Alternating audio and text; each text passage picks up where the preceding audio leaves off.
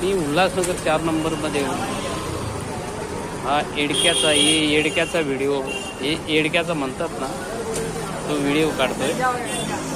सुंदर येडका आहे ना.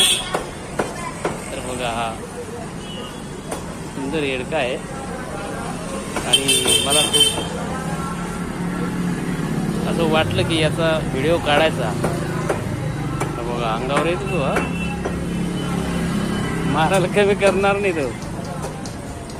वा, छान आहे ना. सुंदर. बघा, इकडून बघा.